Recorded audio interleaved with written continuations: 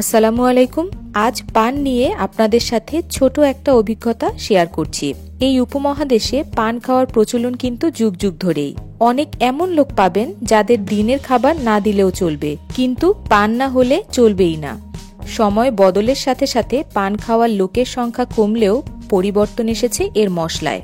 আগে যেখানে চুন সুপারি ছাড়াও অল্প কয়েক ধরনের মশলা দিয়ে পান খাওয়া হতো, এখন সেখানে মশলার উপকরণগুলো বেড়ে গিয়েছে অনেক গুণ। বিয়ে শাদী ছাড়াও বিভিন্ন সামাজিক অনুষ্ঠানেও এখন পান পরিবেশন করা হয় একটু ভিন্নভাবে। সাধারণ পানের হয়েছে অনেক নাম এবং সেই সাথে বেড়েছে এর দামও।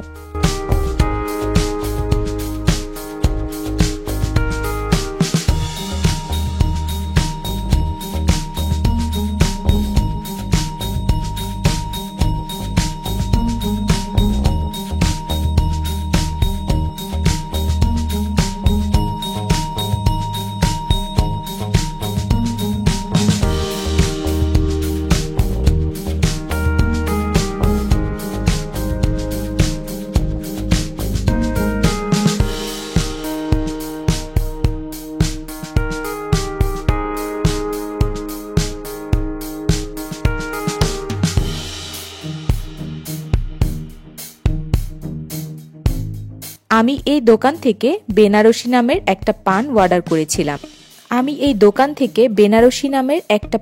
অর্ডার করেছিলাম এবং এই পানে শুধু পান মশলা ছাড়াও আরো অনেক উপকরণ দেয়া হলো, যা আপনারা ভিডিওতে দেখতে পাচ্ছেন।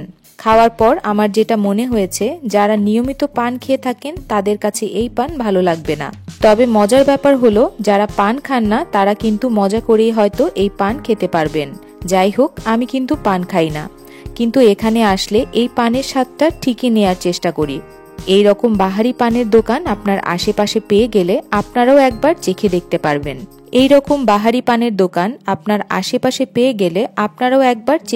পারবেন। আর এই ভিডিও শেষে পানের দাম ও তাদের দোকানটার ঠিকানা দেয়া আছে। আবারও দেখা হবে অন্য কোনো ভিডিওতে। সেই পর্যন্ত ভালো থাকবেন। ধন্যবাদ।